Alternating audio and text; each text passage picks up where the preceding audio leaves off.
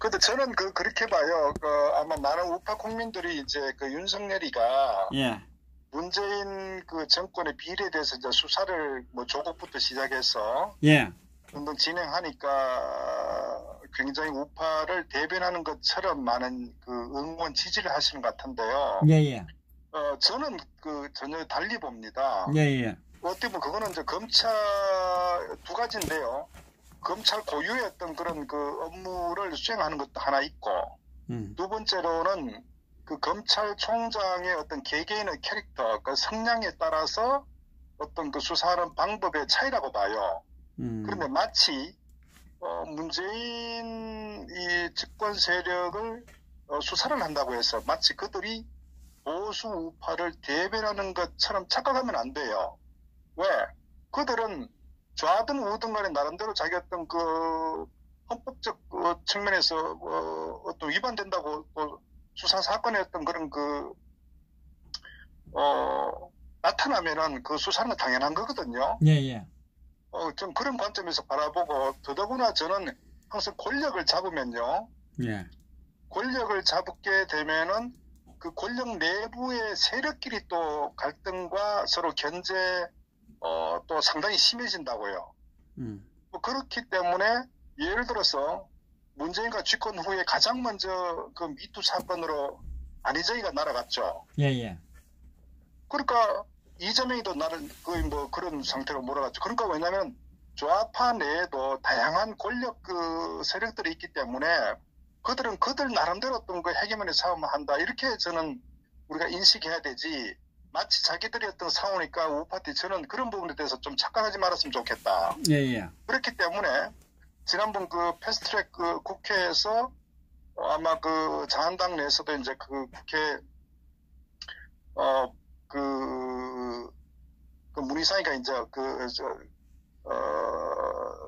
저걸 못하도록끔 그때 한창 국회 로텐더 홀인 거기서 많은 이슈가 돼가 그러니까 예. 경찰 기소를 했잖아요. 예, 예. 근데 지금 아마 선진화법, 내에서도 아마 많은 국회의원들 아마 글쎄 몇 명이 아마 누구지?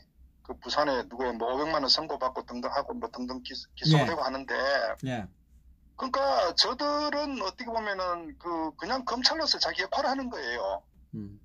다만 뭐냐 하면은 우리 우파 정권 집권할 때와 다르게 검찰을 바라보는 어떤 시각이 저들의 어떤 비리가 노출되니까 굉장히 정상적인 어떤 정부의 행태와 다르게 윤석열을 엄청나게 이제 압박을 가하는 그러다 보니까 상대적으로 막 윤석열이 어떤 피해자처럼 이렇게 저는 그 부분을 크게 확대 해석할 필요가 전혀 없다. 윤석열은 언제든지 또다시 우파 어떤 정치인이든 우파 세력에 대해서 항상 또 검찰권 행사를 한다. 그것이 바로 저는 지난 탄핵 때도 윤석열은 분명히 박영수 특검과 더불어 없는 죄를 만들어 가지고 대통령을 탄핵시킨 주범이라고요. 검찰에서. 예. 그것이 윤석열의 정체란 말이에요. 그리고 윤석열의 팀들 한동훈 등등에서 그 당시에 최소원 씨에 대해서 정말 가진 어떤 정상적인 수사가 아니라 밤 12시 넘기고 또 새벽 얼마 재우지 않고 다시 불러가지고 거의 사람 고문을 하다시피 했거든요. 예, 예. 그렇게 해가지고 거의 기소할 때 구형을 20년, 30년을 때렸지 않습니까? 예. 그것이 윤석열 검찰의 본질이라고요. 그리고 윤석열은 우파를 위해서 일하는 것도 아니고 오직 자신의 어떤 권력, 검찰의 어떤 힘을 과시하고자 이 부분이고 그것이 또 윤석열은 어쨌거나 지난번 제가 말씀드렸다시피 정상적인 어떤 임명의 어떤 단계가 아니라 파격 4단계, 5단계로 서울 중앙지검장에 인선될 때도 그렇고 검찰총장도 마찬가지. 그리고 왜 그랬느냐? 그만큼 윤석열이는 문재인의 주거 노릇을 한 거예요. 개 노릇을 했다. 그러니까 문재인 집권의 검찰에서 특등 공신이란 말이에요. 그렇기 때문에 문재인이가 윤석열이 기수가 낮음에도 불구하고 그렇게 파격적 발탁을 한 게 바로 그때 뭐라고 했으면 그때 자한당 내에서 소위 그 보수파 정당 그 청문회 할 때도 윤석열에 대해서 얼마나 많은 어떤 그 문제점이 있다고 지적이 안 된다고 했었죠. 예. 그게 불과 그 1년 전이에요. 그런데 이제 와서 윤석열이가 좀 수사를 한다고 해서 마치 우파들이 저는 한번 정말 정신이 있는지 판단력이 정말 매우 저는 좀 문제가 있다 이렇게 인식하고요. 항상 윤석열은 반드시 돌변합니다. 왜? 뭔가 비리가 어떤 포착되면 윤석열을 그대로 한다. 그거를 우리가 알아야 된다고요. 그리고 잊지 말아야 되는 거 보십시오. 그 이재수 사령관 같은 경우 자살했지 않습니까? 예. 자살한 사람이 얼마나 많아요. 이 집권 세력 들어오면서. 그건 누가 전부 다 기소해서 윤석열 아닙니까? 서울중앙지검장이 때 한 거 아니에요. 그게 윤석열의 정체고 그것이 이 좌파 집권 세력의 어떤 그 전국을 또 이 검찰을 컨트롤하는 어떤 그런 핵심이거든요. 그러니까 저는 윤석열은 누구 편도 아니고 그러니까 윤석열이 어쨌거나 그 안희정이 날렸고 그 이후부터 뭐 등등등 해서 많은 좌파 내에서도 자기들 세력들을 또 이렇게 뭐 조사를 해 나갔죠. 그런데 실질적으로 그게 조국 사태 접어들면서 이제 마치 조국이 청와대에서 아주 핵심적인 어떤 그 권력의 실세라고 우리가 많은 국민들이 우파 국민들이 인식하다 보니까 조국 수사를 하니까 마치 우파를 대변하면서 그 천만에 그렇지 않습니다. 저는 그런 측면을 좀 정확히 인식했으면 좋겠다. 그리고 어떻게 하든지 간에 윤석열은 어떤 문재인의 어떤 개국 특등 공신이다. 그렇기 때문에 거기에 대한 사례로 그러니까 그 서울중앙지검장에 임명됐었고 또 최종 검찰총장에 임명됐다. 그런데 지금 현재 작년 가을 접어들어서 조국 수사한다고 해서 현재 사건을 수사한다고 해서 마치 저는 윤석열이 뭐 대단한 인물처럼 착각하지 말았으면 좋겠다. 우리가 항상 이 사건의 본질은 탄핵 때부터 시작되었고 지금도 연장선상에 있기 때문에 어떤 그런 내부에 지금 현재는 그 좌판의 권력 투쟁 내지는 자신들의 어떤 그런 싸움이라고 우리가 인식해야 되지 그 이상도 그 이하도 볼 필요 없다. 그리고 어차피 추미애 같은 경우도 결국은 이제 자신들의 어떤 비리가 소위 이 좌파 이 세력들의 비리가 드러나니까 그걸 막아야 되니까 또 자신들이 어떤 그 추구하는 이런 여러 가지 이 정치 시나리오가 있단 말이에요. 소위 그 연동형 이 패스트트랙 같은 공수처도 마찬가지고 이 좌파들이 집권을 지속적으로 하기 위해서 정치적 시나리오를 가지고 움직이는데 그 시나리오에 사실 비리가 이렇게 드러나면은 자신들의 어떤 그 정치적 타격이 있기 때문에 그걸 무마하려고 하는데 윤석열이라는 개인의 캐릭터, 성향 자체가 갖다 들여받기 때문에 거기서 내부의 어떤 그 싸움이지 그거를 마치 우파 대변한다 이렇게 우리가 착각하면 안 된다. 그렇게 좀 생각했으면 좋겠어요. 그러니까 아니 그 부분에서 한번 물어보겠습니다. 네. 또 그 중간에 어떤 그 신경의 변화가 있지 않았을까? 왜냐면 이 문재인 정권이 그러니까 문재인 정권이 워낙 못하니까 또 중간에 뭐 어떤 그 변화가 좀 있지 않을까 이런 생각도 하는 분도 있거든요. 그런 건 전혀 없습니까? 저는 절대 그래 보지 않습니다. 예. 예를 들어서 윤석열이 수사를 해나가고 있단 말이에요. 그런데 그게 좌든 우든 이제 수사를 해나가는데 자기가 어떤 지금 현재 코너에 몰려있던 좌파 내에서도 한때는 윤석열이 거의 뭐 영웅처럼 떠받들던 그런 그 분위기가 지금 이제 윤석열이 상당히 이제 그 좌파 내에서도 뭐 굉장히 배신자처럼 이렇게 인식되고 있잖아요. 그런데 그것이 우파하고는 전혀 관계없다는 걸 우리가 명확하게 인식해야 돼요. 그것은 윤석열과 문재인과 청와대 세력 간의 어떤 갈등이지 그거 우파하고는 전혀 관계없다는 걸 제가 명확히 드리고 그리고 윤석열도 절대 어떤 사고자 사실 윤석열은 어떻게 보면은 좌파를 위한 어떤 충성을 한 사람이에요. 충성 맹세를 한 사람이 쉽게 얘기하면 윤석열은. 그런데 지금 현재 말씀드렸다시피 청와대를 수사한다고 해서 마치 우파되면 그거 절대 아니라는 걸 좀 인식했으면 좋겠고 그 칼날이 항시 우파를 통해서 바로 칼날이 돌아온다는 걸 명심해야 된다고요. 그렇기 때문에 우리가 자꾸 두 번, 세 번 제가 강조드리지만은 윤석열은 문재인 집권과 동고동락하는 어떤 그 태생적인 출발을 함께 했다는 걸 우리가 알아야 된다고요. 그리고 지금 우리가 지금 부르짖는 게 뭡니까? 탄핵의 부당성하고 탄핵 무효를 외치잖아요. 그렇기 때문에 거기에 대한 핵심적인 어떤 그 검찰에서 역할하는 게 윤석열이라고 하는 걸 우리가 잊지 말아야 된다고요. 그것이 윤석열 본성이지. 저는 뭐 윤석열을 받겠다 천만에요. 오히려 만약에 우파 쪽에서 이렇게 막 윤석열 띄워준다 그러면 윤석열은 나쁠 건 없죠. 왜? 어쨌거나 양쪽 자기가 지지하는 세력이 있다면 나쁠 건 없죠. 그러나 그렇다고 해서 윤석열이 우파를 이렇게 뭐 고려한다 천만에요. 저는 절대 그래 보지 않습니다. 예. 그거는 그 정도 하고. 그리고 지금 이제 이 검찰 인사가 이 편중이 아니라 싹쓸이 했거든요. 그 부분에 대해서 어떤 의도로 지금 그 문재인 정권이 검찰 인사를 하고 있는지 그 부분도 한번 이런 관점에서 봐요. 좀 말씀드렸다시피 기본적으로 이제 이 집권 세력은 특히 이 문재인 좌파 세력은 여느 어떤 역대 정권과 다르게 정부와 다르게 이것이 좌파들의 마지막 기회라고 소위 그 남북 간의 이 궁극적으로 남북 간의 어떤 하나가 되는 그 연방제라는 김대중 때부터 시도했던 연방제라는 그거 완성하기 위한 마지막 기회라고 자신들은 판단하고 있기 때문에 그것을 이루기 위해서 소위 뭐 공수처법도 마찬가지고 이 선거법 개정도 마찬가지 그런 정치 전략적 측면에서 진행해 와서 그러다 보니까 무리수가 되더라도 욕을 먹더라도 그렇게 강하게 밀어붙인 목적이 거기 있거든요. 그래서 저는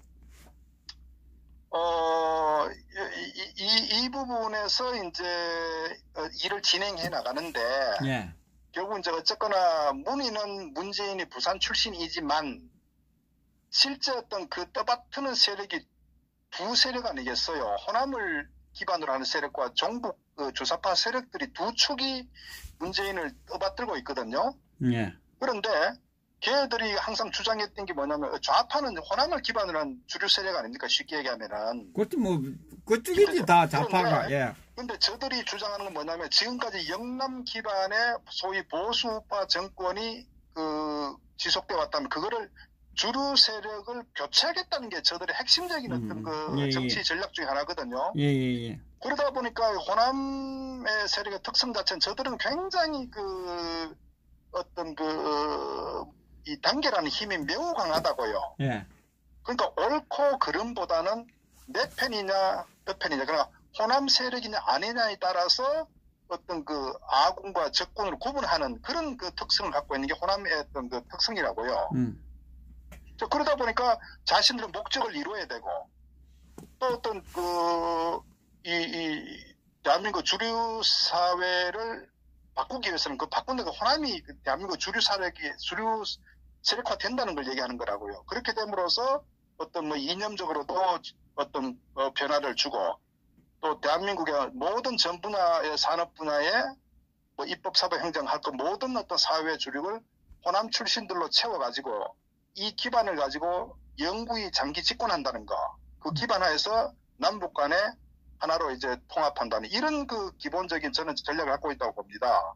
그렇기 때문에 검찰 내에서도 호남 출신 파크 지극히 당연하다. 지극히 당연하고 그러니까 그것은 무슨 얘기냐면은 저들의 어떤 목적과 의도가 있기 때문에 결국 이제 인사를 통해서 어떤 권력을 통제하고 또 호남이 대한민국 사회의 주류가 되는 이것은 시나리오 연장선상입니다. 그러니까 김대중 같은 경우도 당선됐을 때도 사실 국정원부터 해서 언론에 호남 출신들을 대부분 다 그 경력자로 많이 집어넣었거든요. 그래서 그 당시 이제 영남 지방 하는 영남을 대표하는 그런 기존의 어떤 그 정치 세력들 또는 어떤 그 관료들을 대폭 교체했지 않습니까? 그것을 지금까지 지속적으로 해왔거든요. 그래서 저는 이번에 그 문재인 집권하면서 저들이 주장했던 그대로 지금 굉장히 실천을 굉장히 저는 뭐 차질 없이 하고 있다. 뭐 그 연장선상에서 이번에 윤석열 같은 경우도 어떤 자기들 뜻에 반하는 어떤 이런 일이 벌어지다 보니까 저거를 통제하려면 결국 이제 다 쳐내버리고 인사를 쳐내고 그 다음에 거기에 호남 세력을 포진시켜가지고 저들이 원하는 그 청와대도 뭐 상당히 호남은 그 주류죠. 근데 검찰에 검찰 같은 경우도 이미 호남이 많이, 이미 그 박영수 특검부터 해고 특검했을 때 이미 호남 출신들 채웠잖아요. 예, 예. 그 신자용 씨 아마 기억할 거예요. 그 최순실이가 그때 뭐 삼족을 멸한다는 그 아마 우리가 기억할 겁니다.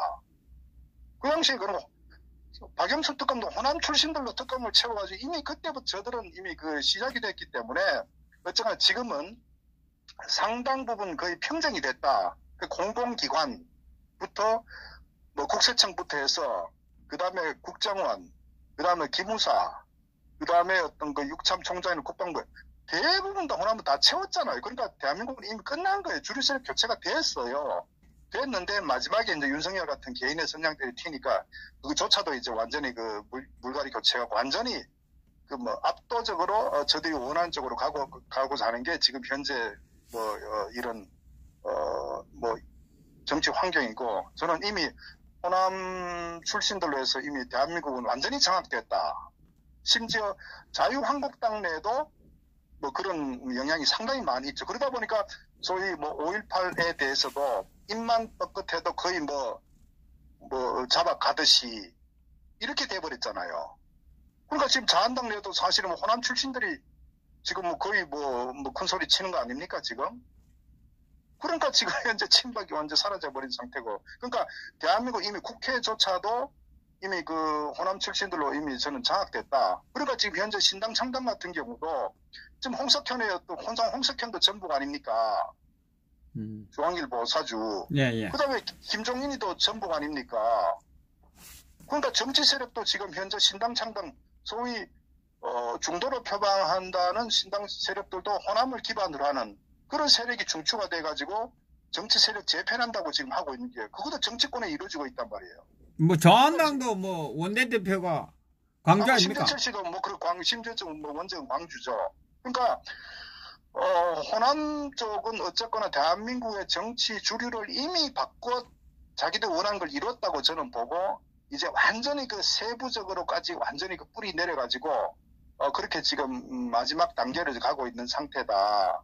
저는 이제 그렇게 진단을 하고 있기 때문에 뭐 그런 지금 상황이 전개되고 있으니까 이미 저는 뭐 모든 전 분야 그러니까 뭐 다 그렇게 교체됐다고 보고 핵심 실세는 뭐 다 그렇게 돼 있죠. 그러니까 지금 현재 보면은 뭐 참 매우 안타까운 상황으로 지금 가고 있죠. 그러니까 사실은 이 자유한국당이 정신을 차려야 되는데 전혀 그렇지 못하다 보니까 이 좌파들이 이제 마음대로 지금 하고 있잖아요. 그러니까 좌파들이 사실 원래 이제 이 좌우가 이 정권이 바뀌더라도 어떤 자기들의 어떤 그 국정 아젠다를 이렇게 마지막으로 국회에서 최종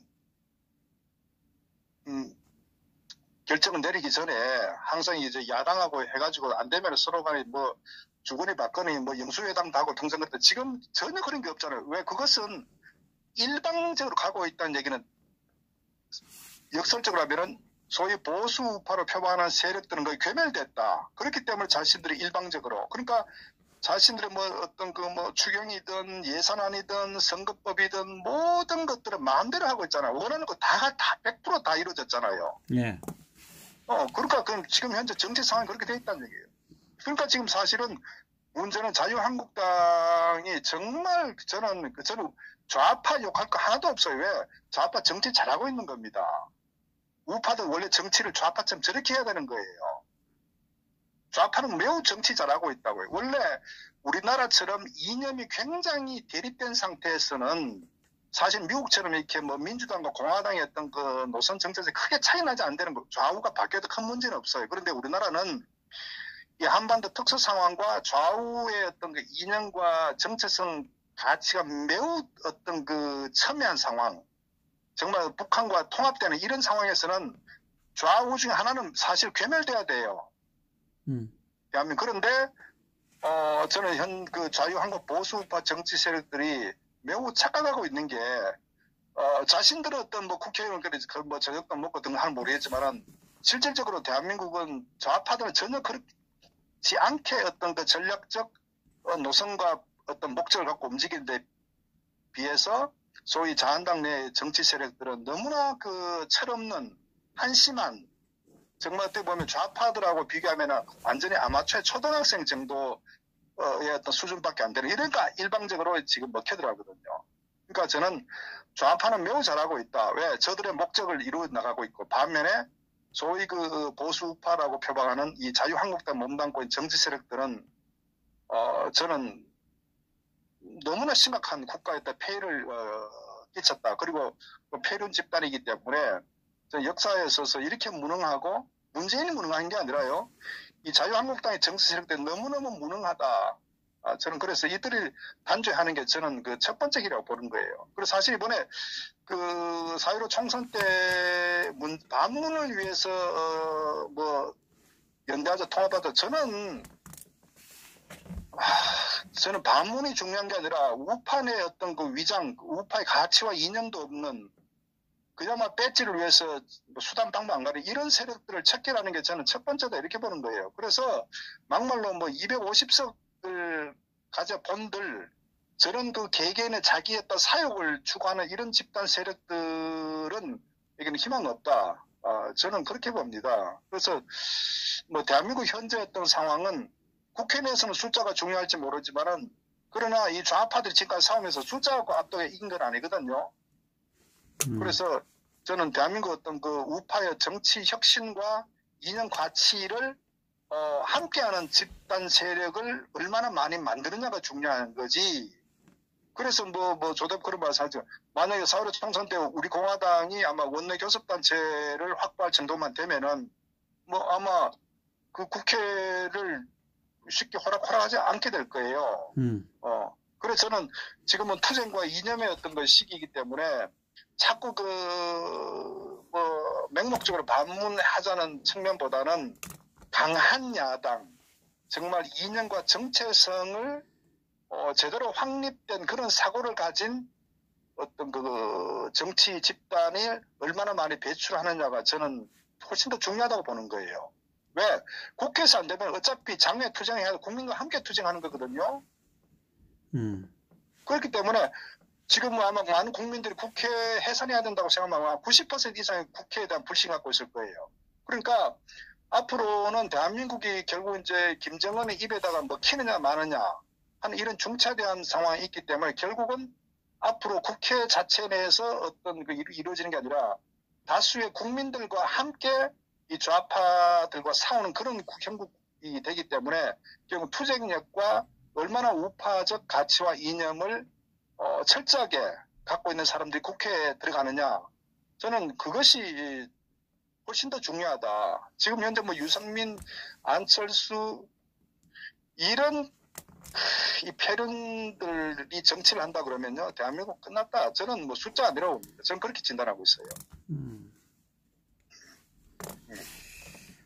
지금 이 부분에 대해서 우리 박사님 말씀을 좀 들어보겠습니다. 지금 국회의원들의 이 야당, 자한당 국회의원들의 이 사고방식 생각이 지금 보면 국회의원 차원에서 지금 생각을 하고 있는 것 같아요. 뭐 이념도 없고 개념도 없고.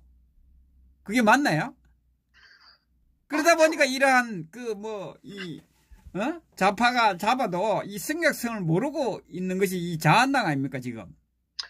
그럼요. 그것이 여실히 증명하는 게 첫째 뭐냐면 탄핵이란 아까 말씀드렸잖아요. 예. 대한민국은 어쨌거나 한반도의 어떤 북한이라는 그 적화의 틈만 하면 적화하고 이런 세력들이 엄연히 존재하고, 그 다음에 어떤 이 민주노총과 이 좌익, 이 정교조 세력이라는 게 굉장히 대한민국을 거의 뭐 산업계를 장악하고 있는 이게 현실이거든요. 예. 그리고 좌파들은 어쨌거나 보수를 괴멸들여갖고 북한과, 그러니까 김대중 때부터 항상 남북 화해란 어떤 그런 정치적 아젠다가 계속 접근해 왔는데, 근데 좌익들은 틀림없이 지난번 광우병 사건 때도 그렇고 또 세월호 사건부터 해서 국정원 하나하나 보면요, 저들은 어떻게 하든지 우파 정권을 무너뜨리는데 혈안이 돼 있다고요.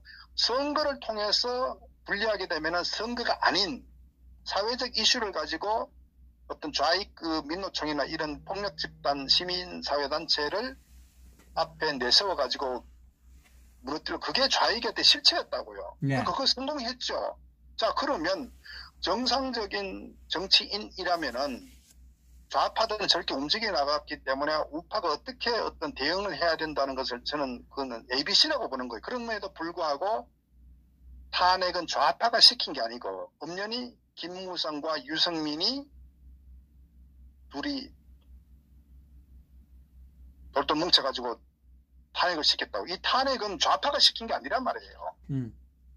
뭐 많은 얘기들이 있지만 탄핵에 등등 결론적으로 뭐냐면은 탄핵 소추 의결시킨 거는 결국은 김무성과 유승민이 그 63명이 결국은 같은 보수 정당 내에서 탄핵시킨 거 아니에요. 그럼 결과가 뻔하다고. 그러니까 뭐 어떤 얘기를 하든 간에 그렇기 때문에 그렇게 되면은 대한민국의 정치 환경이 어떻게 변한다는 걸 저는 상식이라고 보는 거예요. 좌익들의 어떤 지난 행태를 봤을 때. 그러면 결국 이들은 국가와 국민, 대한민국의 미래보다는 자신들의 어떤 그 정치 권력을 유지하기 위한 그런 정치적 목적과 사욕에 의해서 탄핵을 시킨 거예요. 이거는 뭐 얘기할 것도 없다고요. 뭐 100번 저들이 어떠한 논리를 가지고 미사역을 가지고 합리화시키고 한들 결론적으로는 같은 정당 내에서 탄핵을 시켰고 그 결과 좌파가 들었었고 이건요 팩트 아닙니까? 팩트. 그러니까 저는 그런 부분에 있어서 이 소위 보수라고 하는 이 정치 세력들은 뭐 이대로 뭐 방치를 하면 안 되죠. 국민들도 뭐 속아 넘어가서도 안 되고. 저는 뭐 어쨌거나 뭐 이 부분에 대해서는 우리가 절대적으로 용서해서는 안 된다고 보고 네. 말씀드렸다시피 탄핵을 바로 잡지 못하면요 대한민국은 절대적으로 법치국가가 될 수가 없고 절대적으로 민주국가가 될 수가 없고 절대적으로 개인의 인권이 이게 존재할 수가 없어요. 박 대통령 탄핵은 법적 절차 측면도 잘못됐고 그 다음에 어떤 개인의 인권 자체도 완전히 상실됐고 이것은 박 대통령 개인의 문제가 아니라 대한민국 국민 모두가 누구든지 간에 어떤 그 법으로부터 보호받을 수 있는 그 헌법적 우리가 권리가 있거든요. 네. 그런데 잘못된 분명히 어떤 그 기획 의도 음모로 가지고 한 사람을 매장을 시키고 한 국가를 완전히 그 파멸시킨 이것은 법치국가라고 우리가 할 수가 없잖아요. 그런데 이런 사건을 두고 그냥 묻어가자는 얘기는 만약에 그 묻어가자는 그 사람이 만약에 자신이 억울하게 어떤 그 누명을 당해서 네. 감옥에 가 있다. 네. 이렇게 했을 때 네. 많은 사람들이 그냥 묻어가자 했을 때 그게 법치국가를 할 수가 있을까요? 과연 그 개인은 그것을 과연 수용을 하겠습니까? 그건 법치국가는 민주국가가 아니죠. 그렇기 때문에 이 탄핵이나 박 대통령 개인의 문제도 심각하지만은 이 문제는 법치를 바로 세우고 민주주의를 바로 세우는 저는 그 출발이라고 보는 거예요. 그래서 이건 묻으면 안 되는 거예요. 우리가 법이란 게 억울한 사람을 구제하자는 게 법 아니에요? 네. 그런데 억울한 사람이 있는데 묻어가자? 이게 무슨 법치국가입니까? 이 동물의 왕국도 이렇지는 않죠. 남대로 룰이 있죠. 그래서 저는 정치 어떤 것보다도 더 중요한 게 이런 잘못된 것을 바로잡지 않고서는요 절대적으로 우리가 거기에 그 동의해서도 안 되고 속아 넘어가서도 안 돼요. 저는 이건 매우 중요하다. 그리고 전 세계의 선진 국가에서 대한민국의 향후 이런 상황을 저는 매우 그 예의주시하면서 지켜보고 있다. 이런 부분들이 사건이 터지는 것도 중요하고 터진 후에 어떻게 수습하느냐 하는 것도 매우 중요하거든요. 개돼지에서 탈피를 하느냐, 개돼지로 남느냐, 뭐. 개돼지보다 못하죠. 개돼지도 그 욕보이는 겁니다. 개돼지도 그렇지는 않아요. 나름대로 룰이 있다고 말씀드렸잖아요. 예. 그래서 이 묻고 가자는 건요, 대한민국 법치를 완전히 그 원시 돌려버리는 거고 민주주의를 파괴하자는 거하고 똑같은 거예요. 그래서 저는 뭐 그런 부분이 대한민국이 정말 선진사회 법치국가 세우냐 하는 건 매우 중요하다. 이것은 말씀드렸듯이 정리하면은 타인의 문제가 아니라 자신의 문제다. 우리 가족의 문제다. 저는 이런 관점에서 이 사건을 좀 바라봤으면 좋겠다. 이렇게 좀 말씀드리고 싶은 거예요. 예, 예. 아이고, 네, 수고하셨습니다. 예, 예. 네, 네. 감사합니다.